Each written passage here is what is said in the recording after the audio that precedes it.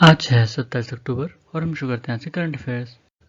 पहला है genetic engineering appraisal committee ने एक जेनेटिकली मॉडिफाइड मस्टर्ड को अप्रूव किया है जिसका नाम है DMH धारा मस्टर्ड हाइब्रिड 11, ठीक है, जिसको डेवलप किया है centre for genetic manipulation of crop plants, ठीक है।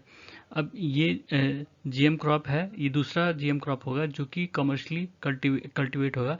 पहला जो है वो BT कॉटन है, ठीक है। उसके बाद the navigation with Indian constellation को नाविक कहते हैं। नाविक अब L1 बैंड भी यूज़ करेगा अपने सर्विसेज को एक्सपेंड करने के लिए। अभी वो L5 और S बैंड यूज़ करता है, ठीक है। उसके बाद national means cum merit scholarship scheme, ये जो क्लास 8 में बच्चे हैं, ठीक है, वो इसके लिए एलिजिबल हैं और ये 9 to 12 तक उनको मिलेगी। ये सेंट्रली स्पॉन्सर्ड स्कीम है। इसमें DBT के थ्रू मतलब डायरेक्ट बेनिफिट ट्रांसफर मोड के थ्रू उनको सहायता प्रदान की जाएगी जो इकोनॉमिकली वीकर सेक्शन के बच्चे हैं। फिर है blue flag certification. Blue flag program start किया गया था फ्रांस में 1985 में, ठीक है, और 2001 के बाद ये यूरोप के बाहर के कंट्रीज़ में भी एक्सपेंड किया गया। और ये जो सर्टिफिकेशन दिया जाता है ये डेनमार्क की एक संस्था देती है, फाउंडेशन फॉर एनवायरमेंटल एजुकेशन। ये मेनली 4 चीज़ों पर फोकस करती हैं: water quality, environmental management, environmental education और सेफ्टी पर, ठीक है। सस्टेनेबल डेवलपमेंट मतलब जो भी फ्रेश वाटर या मरीन है उसको उसके आसपास जो एरिया है उनका सस्टेनेबल डेवलपमेंट हो, ठीक है, उस पर ये फोकस करते हैं। इंडिया के 2 बीच मिनिकॉय थुंडी और कदमत ये लक्षद्वीप हैं, इनको भी अभी ब्लू फ्लैग सर्टिफिकेट मिला। इनको मिलाकर इंडिया में अब 12 ऐसे बीच हो गए हैं जिनको ब्लू फ्लैग सर्टिफिकेट मिल चुका है, ठीक है। अलग अलग राज्यों में अलग अलग बीच हैं और सबसे पहला गोल्डन बीच था पुरी में, जो कि उड़ीसा में है, ठीक है। वो पहला एशिया का पहला बीच था जिसको ब्लू फ्लैग सर्टिफिकेट मिला था। इसके बाद है एशिया एंड इंडिया की 7वीं मिनिस्ट्रियल मीटिंग हुई एग्रो फॉरेस्ट्री के अंदर, ठीक है। और इसमें जो है medium term action plan Asian India cooperation का रिव्यू किया गया, ठीक है। और इंडिया एशियान का जो 30 साल का रिलेशन है उसको भी वेलकम किया गया। उसी के बाद है जेनेटिक इंजीनियरिंग अप्रेजल कमेटी, जो कि ministry of environment and forest and climate change के अंदर फंक्शन करती है, ठीक है। ये 1989 में बनी थी एनवायरमेंटल प्रोटेक्शन एक्ट के तहत, ठीक है। इसका उद्देश्य था कि जो जेनेटिकली इंजीनियर्ड ऑर्गेनिज्म या सेल्स होते हैं, ठीक है, या कोई हजार्डस माइक्रो ऑर्गेनिज्म होते हैं, ठीक है, उनका यूज़, उनका मैन्युफैक्चर, स्टोरेज, इंपोर्ट, एक्सपोर्ट, इन सबको रेगुलेट करना। और इसको जो है स्पेशल सेक्रेटरी या एडिशनल सेक्रेटरी जो MOEFCC में बैठते हैं वो इसके चेयरमैन होते हैं इस कमेटी के, ठीक है। और अभी इसमें 24 मेंबर हैं, ठीक है। ये जब शुरू में बनी थी इसका नाम था जेनेटिक इंजीनियरिंग अप्रूवल कमेटी, बाद में इसका नाम चेंज करके जेनेटिक इंजीनियरिंग अप्रेजल कमेटी रखा गया 2010 में। फिर है semi confined unreinforced brick masonry. ये क्या है?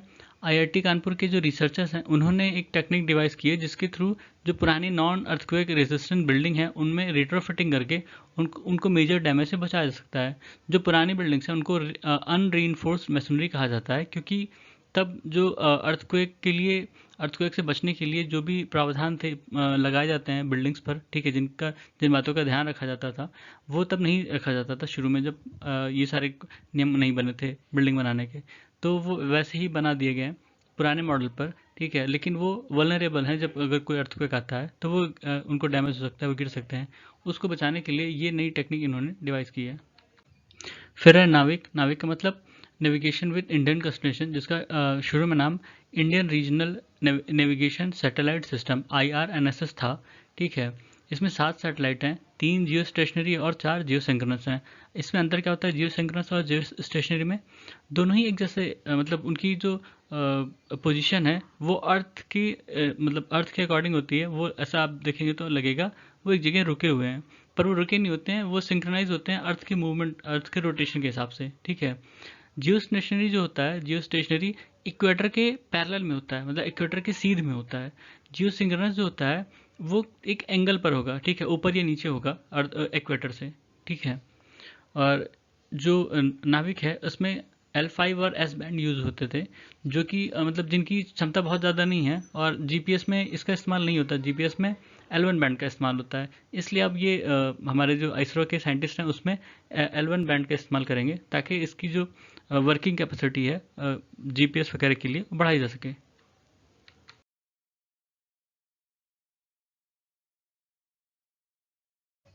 फिर है इंडिया स्पेस कांग्रेस। इसको ऑर्गेनाइज कराया सैटकॉम इंडस्ट्री एसोसिएशन ने नई दिल्ली में। इसकी थीम थी leveraging space to power next gen communication and business. उसके बाद है gross fixed capital formation.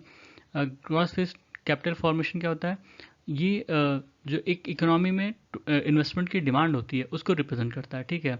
RBI के हिसाब से ये जो है वो दो चीज़ों का मिश्रण होता है, जो एक फिक्स एसेट होते हैं जो, ठीक है, जैसे फिक्स्ड कैपिटल फॉर्मेशन हुआ, और जो स्टॉक होता है उसमें जो चेंज होता है, ठीक है, उसको उन दोनों का एक मिक्सचर होता है ये, ठीक है। इसमें फिक्स एसेट का मतलब होता है जैसे मशीनरी या इक्विपमेंट वगैरह, ठीक है। ये पूरी इन्वेस्टमेंट नहीं रिप्रेजेंट करता, मतलब सारी इन्वेस्टमेंट को नहीं मेजर कर पाता, क्योंकि इसमें कई चीज़ें एक्सक्लूडेड होती हैं, ठीक है, जैसे ऑपरेशनल प्राइस हुआ या जो स्टॉक की इन्वेंटरी होती है, ठीक है, उसको भी ये एक्सक्लूड कर देता है। फिर है एशियन इंफ्रास्ट्रक्चर इन्वेस्टमेंट बैंक। इसकी एनुअल मीटिंग हुई जिसकी थीम थी sustainable infrastructure towards a connected world, ठीक है। एशियन इंफ्रास्ट्रक्चर इन्वेस्टमेंट बैंक बना था 2016 में एक मल्टीलेटरल डेवलपमेंट बैंक के रूप में, ठीक है, जिसका उद्देश्य था कि जो इकोनॉमिक और सोशल आउटकम है एशिया में उसको बढ़ाना है, उसको इम्प्रूव करना है, ठीक है। इसका हेडक्वार्टर बीजिंग में है, बीजिंग चाइना में, और इसमें 105 मेंबर्स हैं। चाइना जो है सबसे बड़ा इसमें शेयर होल्डर है। उसकी वोटिंग शेयर जो है वो 26.5% है, ठीक है। इंडिया सेकंड लार्जेस्ट है 7.5% के साथ, ठीक है। उसके बाद रशिया भी है इसमें।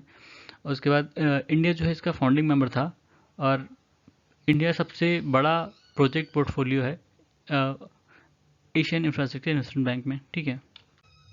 फिर है एशियन। एशियन का मतलब है the association of south east Asian Nations, ठीक है। ये 1967 बनी थी बैंकॉक में। बैंकॉक डिक्लेरेशन साइन किया गया था 5 कंट्रीज़ के द्वारा: Indonesia, Malaysia, Philippines, Singapore, Thailand, ठीक है। इसका हेडक्वार्टर जकार्ता में है, और प्रेजेंटली इसमें 10 मेंबर हैं। शुरू में 5 मेंबर थे, बाकी 5 जो है वो बाद में जुड़े, ठीक है। ब्रूनी और वियतनाम, म्यांमार, कंबोडिया, ठीक है। इंडिया जो है एशियन का मेंबर नहीं है। इंडिया की जो लुक ईस्ट पॉलिसी है उसने ही इंडिया और एशियन कंट्रीज़ का रिलेशन जो है थोड़ा शेप किया। इंडिया बनाया था इसका सेक्टोरल पार्टनर 1992 में, डायलॉग पार्टनर बना था 1996 में, और समिट लेवल पार्टनर बना है 2002 में, ठीक है। तो ये थे आज के हमारे करंट अफेयर्स। सुनने के लिए धन्यवाद।